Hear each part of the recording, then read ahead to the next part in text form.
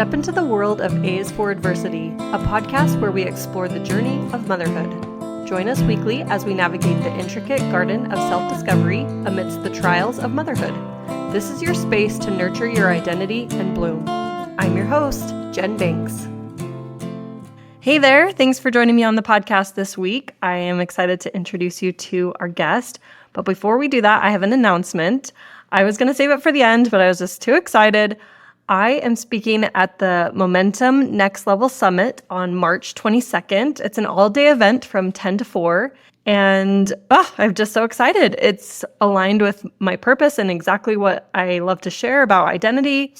And my friend helped me pick out an outfit for it. So you can come see me and come to the summit. It's going to be fabulous. And there's a link in my bio on Instagram to register for it at A's for Adversity. My guest today is Karen Schofield. She lives in Eastlake, the village that I live in as a part of Daybreak. And I connected with her through a Facebook group that she created. And it's just exciting to find people that are similar to me and also doing some good for the community. So we will go right into the interview. All right. I'm here with Karen Schofield. How are you today? I'm good. How are you? Great. I love being a podcast host. It's been so fun to meet people that I wouldn't otherwise meet, but also you and I are in close proximity, so we probably would have met. But still, it's great to get to know people at a deeper level and just who they are and what lights them up. So tell us a little bit about you and what are some of the hats that you wear? Oh boy. So Karen Schofield, Jen and I live in the same community. And I am a mom of two teenage boys. They're 13 and 17 and married. And I grew up in California times 8 and then Draper after that, and Draper, Utah, which was a very different Draper, Utah than it is now. We had, I think, one stoplight, not really even a full grocery store.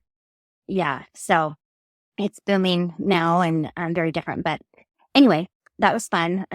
Great childhood. I went to Rick's College in Idaho. So did my parents. And then wonderful. Now I feel old. Just easy. And then I married my husband who was at BYU.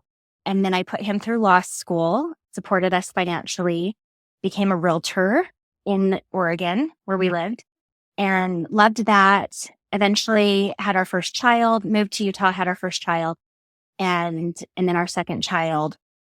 And then I just really missed real estate a lot. It's just something I'm very passionate about. So speaking of hats, that's one of the hats I wear. 8 years ago, got my real estate license again when my baby was in kindergarten. And I do that and love it. It's just lights me up. Real estate just is so fun. Of course, it's great to have something that you're passionate about and love that you can also make money at. So that's been wonderful. But really, truly, as one of my clients said once, I get a high off of helping people, whether it's real estate or anything else in life. If you tell me that you've got a daughter getting married and you can't find the perfect dress, I will not rest until I find you the perfect dress. It's a wonderful trait, but it can become a problem because I get so fixated on things that people tell me that they need help with that I just can't rest until I solve their problems, which not all problems can be solved. Anyway, sorry. One of my things about me is that I'm a rambler. You'll find out. So you got to keep me on task today. But anyway, so I'm a realtor. Our family loves to travel. I wanted more than 2 kids, but once I realized we were just going to have 2 kids, I figured we can all fit in a taxi and we can travel the world more easily. And so we have done just that. And my kids have seen the world and it's been really great because I've been able to see the world as an adult as well. And I don't think they realize how great they have it, right? I'm like, I was 40 when I saw the Great Wall of China. You're 8 years old, but hopefully they'll figure it out and appreciate it one day. So anyway, that's kind of me in a nutshell. That's so great. Thank you. I feel like we are having more in common than I thought. My husband is also a lawyer. I put him through school. And then, travel. That is so fun. Where are some of the places that you've been? Oh, Thailand is one of the ones that comes to mind that I just love. Egypt, Kenya. We took our kids to Israel about a year ago when it was safe. And we just feel so fortunate that we were able to cross that bucket list trip off our list. Machu Picchu was amazing. My kids love big cities, so they love New York City. We go there often. London, Paris, Singapore, China. Anyway, lots of places. That is amazing. It's so neat to hear all those places that you can go in the world. And our world is just so big that there's never a never-ending list of places we can go. So that's exciting. It's really an amazing education and just really opens your mind. And it's just, sometimes you get in your little bubble and to just see how other people live and cultures and having to figure things out we went to Japan last summer and that was my son's request. We let him choose. And it's just such a foreign place. And the technology we have now where you can just pop into maps and say you want to get somewhere and you want to take a train and it tells you exactly where to walk and what train to get on. And it's opened up so many possibilities, I feel. Yeah, that's so neat. And to have that hands-on experience too. I love learning. I love education, but I don't always love the school system. So that's neat that you've been able to go beyond that. But speaking of education, what is it that you do every Friday? Oh my gosh. Another thing that lights me up. I'm so passionate. So I just love America and I just think patriotism is so important. And there's this amazing program I learned about years and years ago. It can be a national program truly, but it was created and based out of Utah County in Utah. And which is, for people who don't know Utah very well, but it's like the Provo area typically is what people would think of where Brigham Young University is based. And they would go into these fifth grade classrooms. It's a patriotic music program that is created specifically for fifth graders, ideally, but all kids can learn these songs. But the fifth graders could look forward to learning them in their classes at school. And then the kids would all go to the BYU Marriott Center in May, and they would all perform all of these 13 songs with actions. And a lot of the songs there's one about voting, there's one about the military, there's one about Martin Luther King, there's one about how we can be a light and we can all come together and be a light in this world. Anyway, they're just really inspiring. The main song is called Hope of America, and it talks about how these children are the future of America and they are the hope of America. Anyway, so I learned about this program, and we live in Salt Lake County, and nobody really in Salt Lake County knew of the program. So I got our teachers at our local elementary school on board to let me come in. And I've done this now for several years, but I would come in and teach the fifth graders these songs. And then we were allowed to go to the BYU Marriott Center and join these kids that have been doing this for 25 years plus. And sing. And they even give the kids different colored t-shirts and they make a flag with their bodies. And there's like 3,000 kids and it's like the stars and the stripes. It's just the most inspiring thing. And your family come and watch you, and it's just really powerful. So anyway, I don't have children at the elementary school anymore, but they asked me if I would still continue the program. So this year on Fridays I go and I teach the entire fifth grade and we sing these amazing songs. But if anybody wants to look them up, and it's perfect for people who like homeschool or anyone who just wants their children to be exposed to these songs, you can just listen to them in your car.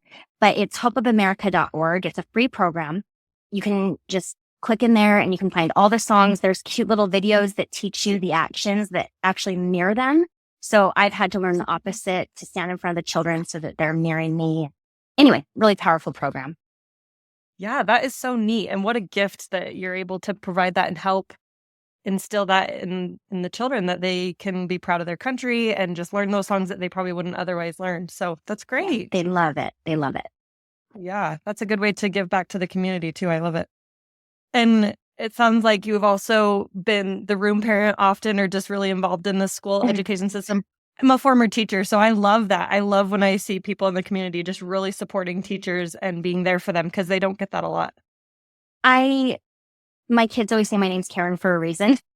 And I am a little bit of a quintessential Karen, but I'm a go-getter, and I did love being a room parent. I always tried to let other people do it, but it just seemed like they always knew if Karen was going to be involved that she could just handle things. And that's fine. I loved it and we had a lot of fun. But one advice I have for people if they are in a room parent situation is, at the beginning of the year, I would send out a questionnaire to the teachers, and I created it myself. It just had a bunch of questions, but I would find out their birthday, their likes, dislikes, allergies, ways they love to relax, places they love to get gift cards. And it was so nice to just have that all out on a sheet so that I would know, to make sure to celebrate their birthday, right? We wouldn't want that to pass without knowing.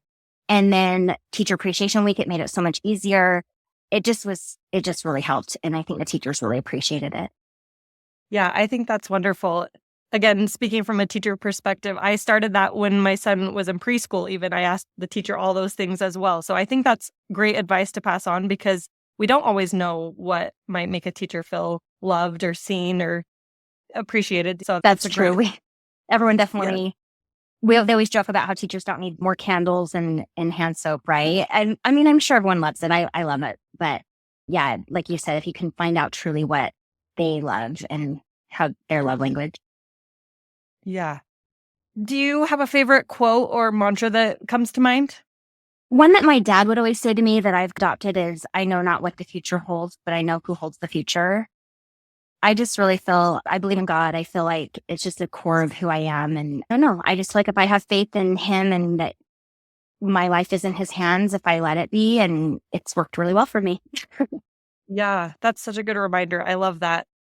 And then on the same lines too, when have you experienced some adversity? I feel like in those moments, that's when we really get close to God or we find that we need him even more so than we realized before. So what's a time that you've experienced something that shaped you?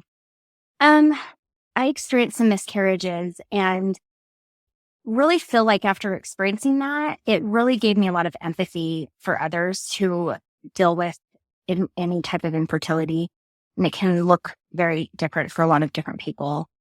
And I feel like it's something like true empathy is to really understand and have a similar experience as someone else, right? And so I feel like that has really helped me be more compassionate toward others. And I think, I don't know why I don't know why women sometimes feel like it's their business.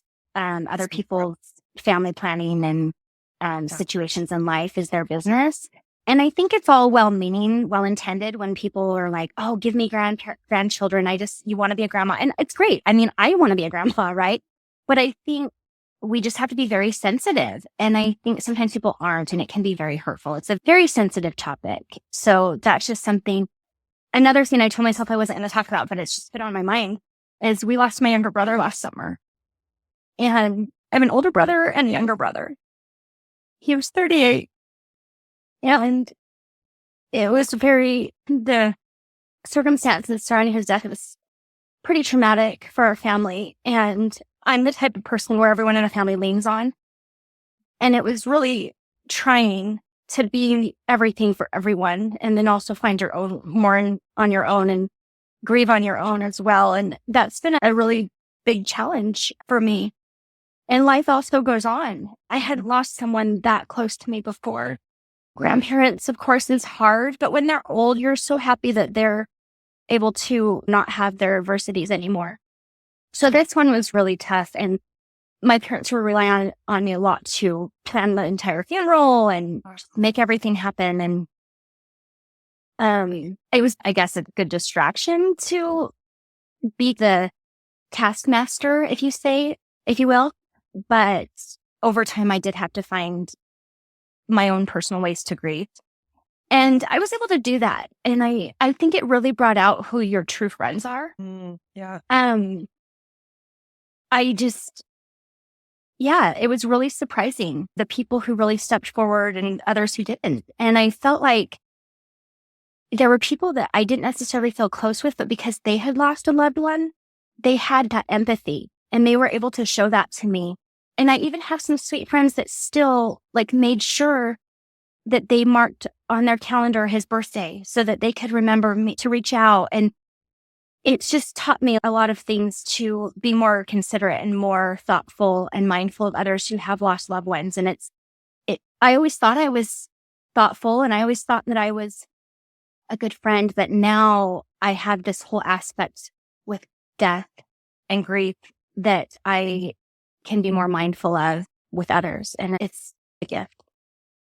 Yeah, for sure. Thank you for speaking to that. That is so hard. And you're already able to see the gifts. And I know doesn't make it any easier, but you're able to take that pain and turn it into something as well so that you can help others and find a way to keep living. So thank you. Yeah. So I connected with you through the page you created on Facebook called Ladies of East Lake. And I am so grateful that you created that because Daybreak has gotten pretty big. It felt small to me to begin with, but it's really big. And so Yeah. I feel like when you created Ladies of Eastlake, I was able to focus more locally on just who lives around me and kind of ways. Do you want to speak to that a little bit and why you decided to create that? Sure. I created it so many years ago. I want to say probably 16 years ago. Wow. And it was when our area of the neighborhood, we had just this certain area called Eastlake Village. And I honestly created it thinking like, I just want a way to borrow a proverbial cup of sugar from others. I want to just connect with other women. And that's been something that's very important to me as a mother and as a woman. The older I get is I crave connection with other women. It's something that's very important to me.